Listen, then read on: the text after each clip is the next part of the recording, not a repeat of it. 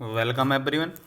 पटवारी भर्ती 2022 का नोटिफिकेशन आ चुका है। इसके फॉर्म जो हैं 5 जनवरी से भरना स्टार्ट हो जाएंगे। इस बार जो सिलेबस में एक नया विषय ऐड किया हुआ है सामान्य प्रबंधन। ये विषय जो है, जो पिछला एग्ज़ाम आपका हुआ था 2017 में पटवारी का, उसमें यह विषय नहीं था। इस बार यह विषय नया ऐड किया हुआ है। तो आज इस वीडियो में हम देखेंगे कि सामान्य प्रबंधन होता क्या है और इसके अंतर्गत हमें क्या क्या पढ़ना है। और उसके बाद एक पीईबी का ही ओल्ड क्वेश्चन पेपर से मैं सामान्य प्रबंधन के कुछ प्रश्न लेके आया हूँ। इन प्रश्नों को हल करने के बाद आपको समझ में आ जाएगा कि किस प्रकार से आपको पटवारी के लिए सामान्य प्रबंधन का प्रिपरेशन करना है। चलिए सबसे पहले हम देखते हैं कि प्रबंधन या जनरल मैनेजमेंट क्या होता है। प्रबंधन का अर्थ है सही कार्य के लिए उचित व्यक्ति को ढूंढना। प्रबंधन का महत्वपूर्ण पहलू संगठन के उद्देश्यों की प्राप्ति के लिए सही योग्यता वाले सही व्यक्तियों का सही स्थान सही समय पर उपलब्ध कराने की सुनिश्चित करता है। तो प्रबंधन का अर्थ है कि जब आप किसी भी कार्य को करते हैं तो उस कार्य को करने के लिए सही या उपयुक्त व्यक्ति, स्थान और समय को आपको सुनिश्चित करना होता है। उसी को हम बोलते हैं मैनेजमेंट। जैसे कि आपने देखा होगा एक बैंक में या कोई भी जो बड़ी संस्था होती है उसमें एक प्रमुख अधिकारी या मैनेजर होता है और उसका कार्य होता है बाकी के सभी कर्मचारियों से कार्य कराना।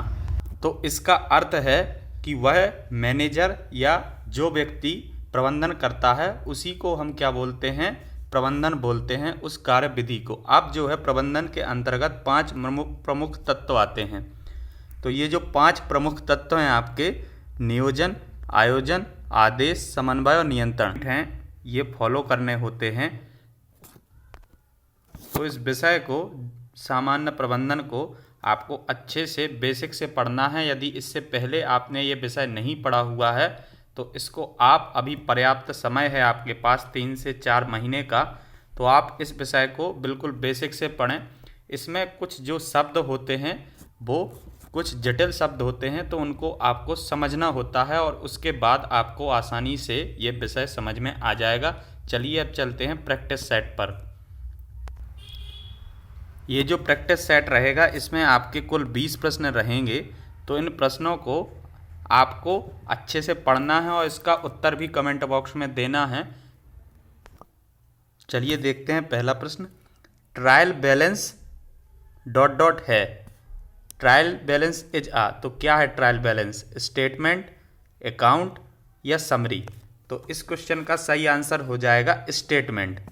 जो ट्रायल बैलेंस है वो क्या है आपका? स्टेटमेंट है, या हिंदी में उसको हम बोलते हैं विवरण। तो ऑप्शन ए आपका राइट हो जाएगा। A cheque is a kind of, तो चेक अ काइंड ऑफ क्या है? Promissory note, bank draft, bill of exchange, demand draft. तो चेक एक प्रकार का है, आपको बताना है। तो चेक एक प्रकार का विनिमय पत्र है आपका, bill of exchange. A cheque is a kind of bill exchange.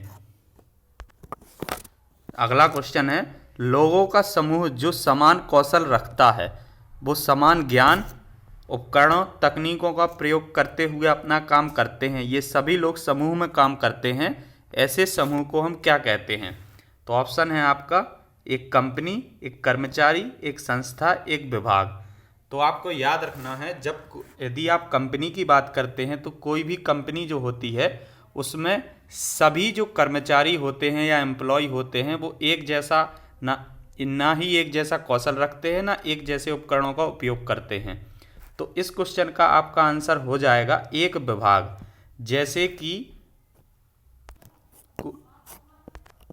जैसे कि कोई कंपनी है, उसमें जो है लेन देन का जो हिसाब रखते हैं या लेन देन का जो लेखा जोखा करते हैं, वो एक जैसे ही उपकरण और एक जैसा ही कौशल और तकनीक रखते हैं और कार्य करते हैं। तो इस ऐसे समझ के आपको प्रश्न का आंसर करना है। तो इस क्वेश्चन का आंसर हो जाएगा एक विभाग। चलिए देखते हैं अगला प्रश्न। अगला प्रश्न है, नेतृत्व के इनमें से कौन से घटक अधीनस्थों की भूमिका को स्पष्ट बनाते हैं? तो ऑप्शन है आपका स्थिरता प्रदान करना, प्रेरणा, संसाधनों के उपयोग या लक्ष्य की स्थापना। तो इस क्वेश्चन का आंसर हो जाएगा आपका नेतृत्व के इनमें से कौन से घटक अधीनस्थों की भूमिका को स्पष्ट करते हैं। तो लक्ष्य की स्थापना, ऑप्शन नंबर चौथा आपका, या डी, जो भी आप समझ लें, ये राइट हो जाएगा इस क्वेश्चन का। इस चैनल पर मैं प्रैक्टिस सेट भी अपलोड करता हूं, चाहे किसी भी गवर्नमेंट एग्जाम का आप प्रिपरेशन कर रहे हों। सामान्य ज्ञान, गणित, सामान्य विज्ञान, कंप्यूटर और रीजनिंग, ये सारे के सारे विषय जो हैं आपके पटवारी के एग्ज़ाम के लिए ज़रूरी हैं। ये सिलेबस में सारे के सारे विषय आपको दिए हुए हैं पटवारी के। तो इस प्रैक्टिस सेट को देकर आप अपना प्रिपरेशन चेक कर सकते हैं। इस प्रैक्टिस सेट का लिंक मैं इस वीडियो के डिस्क्रिप्शन में दे दूंगा, तो वहां जाके आप प्रैक्टिस सेट को देख सकते हैं, हल कर सकते हैं। और साथ ही साथ यदि अभी तक आपने चैनल को सब्सक्राइब नहीं किया है तो चैनल को सब्सक्राइब कर लें। चलिए देखते हैं अगला क्वेश्चन।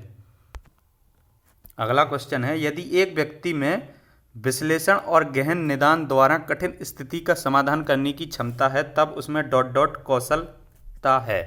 तो आपको बताना है कोई व्यक्ति है, विश्लेषण और गहन निदान द्वारा कठिन स्थिति का समाधान करने की क्षमता है, तो उसमें कैसा कौशल है। ऑप्शन है आपका तकनीकी, अंतर्व्यक्तित्व, नेतृत्व, संकल्पनात्मक। तो इस क्वेश्चन का आंसर आपको कमेंट बॉक्स में बताना है। तो इस क्वेश्चन का आंसर मैं बता देता हूँ, संकल्पनात्मक हो जाएगा, कॉन्सेप्चुअल। चलिए देखते हैं अगला प्रश्न। मास्लो की आवश्यकता पदानुक्रम के अंतर्गत वायु, भोजन, आवास कौन से आवश्यकता स्तर के अंतर्गत आते हैं। ऑप्शन है आपका पहला आत्मसिद्धि आवश्यकताएं, सामाजिक आवश्यकताएं, सुरक्षा आवश्यकताएं या शरीर क्रियात्मक आवश्यकताएं।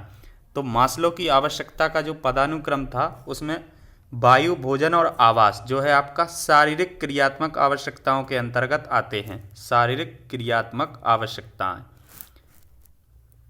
अगला क्वेश्चन, प्रेरणा का सिद्धांत जिसने तर्क दिया कि व्यक्ति की जरूरतें 5 स्तर का पदानुक्रम निर्मित करती हैं। तो ऑप्शन है आपका मास्लो का आवश्यकता पदानुक्रम, हजबर्ट का द्विकारक सिद्धांत, एडल्फर का ERG सिद्धांत। तो इस क्वेश्चन का आंसर हो जाएगा आपका मास्लो का आवश्यकता पदानुक्रम। यही आता है आपका प्रेरणा के सिद्धांत के अंतर्गत, जिसमें कहा गया है कि जिसने तर्क दिया कि व्यक्ति की जरूरतें 5 स्तर का पदानुक्रम निर्मित करती हैं। 5 स्तर का पदानुक्रम से आपको याद रखना है मास्लो का आवश्यकता पदानुक्रम है ये। चलिए देखते हैं अगला प्रश्न। BCG मैट्रिक्स का आविष्कार किस वर्ष या इस वर्ष किया गया था। आपको बताना है 1970, 1980, 1960, 1950। तो इस क्वेश्चन का सही आंसर है आपका 1970 में जो है BCG मैट्रिक्स का आविष्कार किया गया था। चलिए देखते हैं अगला प्रश्न। इनमें से कार्य के बाहर विकास विधियों का कौन सा प्रकार व्यवहार को अंतः संचरित समूह की बातचीत द्वारा परिवर्तित करने में सहायता करता है। पहला ऑप्शन है अनुकारक अभ्यास, लेन देन संबंधी विश्लेषण, संवेदनशीलता प्रशिक्षण और सम्मेलन। तो इस क्वेश्चन का सही आंसर हो जाएगा आपका संवेदनशीलता प्रशिक्षण। चलिए देखते हैं अगला प्रश्न। तुलन पत्र में पूर्वदत्त बीमा को डॉट डॉट के रूप में दिखाया जाता है। परिसंपत्ति, देनदारी, पूंजी, केवल लाभ और हानि खाते। तो जो आपका तुलन पत्र होता है उसमें पूर्वदत्त बीमा को जो है परिसंपत्ति के रूप में दिखाया जाता है। ऑप्शन नंबर ए आपका राइट हो जाएगा। चलिए देखते हैं अगला प्रश्न। एक व्यवसाय द्वारा लाभ या हानि को निर्धारित करने के लिए कथन डॉट डॉट कहलाता है। तो वह कथन कहलाता है आपका लाभ या हानि विवरण। एक व्यवसाय द्वारा लाभ या हानि को निर्धारित करने के लिए कथन आपका जब आप निर्धारित करते हैं तो उसको लाभ या हानि विवरण हम बोलते हैं। चलिए देखते हैं अगला प्रश्न। रॉबर्ट के कॉल्ज द्वारा प्रबंधकों के लिए पहचाने गए 3 आवश्यक कौशल हैं। पहला ऑप्शन है तकनीकी, नियंत्रण और आयोजन, वैचारिक और अनुसंधान, तकनीकी मानव और वैचारिक, अनुसंधान मानव और वैचारिक। तो इस क्वेश्चन का सही आंसर हो जाएगा आपका तकनीकी, मानव और वैचारिक जो है रॉबर्ट के कॉल्ज द्वारा प्रबंधक के लिए पहचाने गए 3 आवश्यक यही कौशल हैं: तकनीकी, मानव और वैचारिक। चलिए देखते हैं अगला प्रश्न। एक वित्तीय संस्थान को व्यापार द्वारा प्रदत्त ऋण का ब्याज ... का उदाहरण है। कैसा उदाहरण है? व्यय का, आय का, परिसंपत्ति का या देनदारी का। जो एक वित्तीय संस्थान को व्यापार द्वारा प्रदत्त ऋण जो होता है वो व्यय का उदाहरण होता है आपका। निम्न में से क्या व्यक्ति को गतिविधि से जोड़ने के द्वारा भूमिकाओं के निर्माण के लिए व्यवसाय को सक्षम बनाता है? आयोजन, प्रत्योजन, विविधीकरण या नियोजन। तो इस क्वेश्चन का जो आंसर हो जाएगा आपका ऑर्गेनाइजेशन हो जाएगा। जब किसी गतिविधि से जो है आप व्यक्तियों को जोड़ना चाहते हैं तो आप ऑर्गेनाइजेशन के थ्रू ही उनको जोड़ते हैं। चलिए देखते हैं अगला प्रश्न। निम्नलिखित में से कौन सा एक संगठन के प्रबंधन स्तर की प्रणाली का प्रमुख उपयोग है? पहला ऑप्शन है आपका दीर्घकालिक वित्तीय संसाधन योजना, गतिविधियों का समर्थन करना, और दूसरा है मध्यम प्रबंधन की निगरानी, नियंत्रण, निर्णय निर्माण और प्रशासनिक गतिविधियों का समर्थन प्रदान करना। तीसरा ऑप्शन है जानकार कर्मचारियों और डेटा कर्मियों को समर्थन देना। चौथा है प्राथमिक गतिविधियों और लेन देन की निगरानी। तो इस क्वेश्चन का आपका सही आंसर हो जाएगा मध्यम प्रबंधन की निगरानी, नियंत्रण, निर्णय निर्माण, प्रशासनिक गतिविधियों को समर्थन प्रदान करना। चलिए देखते हैं अगला प्रश्न। व्यापार की कुल वर्तमान परिसंपत्ति 40,000 रुपये है। सॉरी, ये 40,000 नहीं, 4 लाख रुपए है एवं वर्तमान देनदारियां 2 लाख रुपए हैं। तो वर्तमान अनुपात बताना है आपको। तो अनुपात निकालने के लिए आप वर्तमान परिसंपत्ति को वर्तमान देनदारियों से भागा कर देंगे तो आपको मिल जाएगा 2:1। ऑप्शन नंबर 1 ही आपका राइट हो जाएगा। चलिए देखते हैं अगला प्रश्न। अगला प्रश्न है ... में लगातार पुनः क्रय और विशिष्ट बॉन्डों के लिए प्राथमिकताएं शामिल हैं। ऑप्शन है आपका ब्रांड निष्ठा, ब्रांड छवि, ब्रांड व्यक्तित्व और ब्रांड वापसी। तो इस क्वेश्चन का आपका सही आंसर हो जाएगा ब्रांड निष्ठा। ब्रांड की लॉयल्टी जो है आपका, ब्रांड निष्ठा, इस क्वेश्चन का सही आंसर हो जाएगा। चलिए देखते हैं अगला प्रश्न। पूंजीगत व्यय बजट के उद्देश्य हैं। पहला ऑप्शन है व्यय अनुमानित करना, पूंजी परियोजनाओं का निर्धारण करना, प्रत्येक परियोजना पर प्रतिबल की अपेक्षित दर से उपेक्षा करना, परियोजनाओं पर अधिक लागत में रोक लगाना। तो इस क्वेश्चन का सही आंसर आपका हो जाएगा प्रत्येक परियोजना पर प्रतिबल की अपेक्षित दर की उपेक्षा करना। चलिए देखते हैं अगला प्रश्न। यदि उत्पाद या सेवा का वास्तविक प्रदर्शन उम्मीद किए गए प्रदर्शन से अधिक अच्छा होता है तो ग्राहक ... होता है तटस्थ, नाराज, असंतुष्ट और प्रसन्न।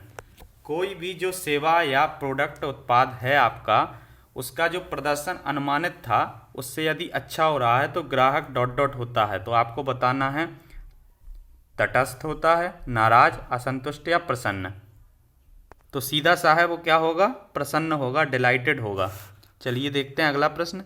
संगठन के साक्ष्यों को प्राप्त करने के लिए योजनाओं और कार्यनीतियों को लागू करने हेतु ... जिम्मेदार है। तो जो संगठन के लक्ष्यों को प्राप्त करने के लिए योजनाओं एवं कार्यनीतियों को लागू करने के लिए जो जिम्मेदार है आपका वो है मध्यम स्तर के प्रबंधक। ऑप्शन नंबर पहला ही आपका राइट हो जाएगा, मिडिल लेवल मैनेजर्स। चलिए देखते हैं अगला प्रश्न। निम्न में से एचआर की कौन सी भूमिका अभिलेख संभालने और कानूनी अनुपालन को शामिल करती है? ऑप्शन है आपका पहला सेवा प्रदाता, दूसरा सलाहकार, तीसरा प्रशासनिक विशेषज्ञ और चौथा लेखा परीक्षक। तो इस प्रश्न का जो आंसर हो जाएगा आपका प्रशासनिक विशेषज्ञ हो जाएगा। यहाँ पर ये जो प्रैक्टिस सेट है आपका ख़त्म होता है।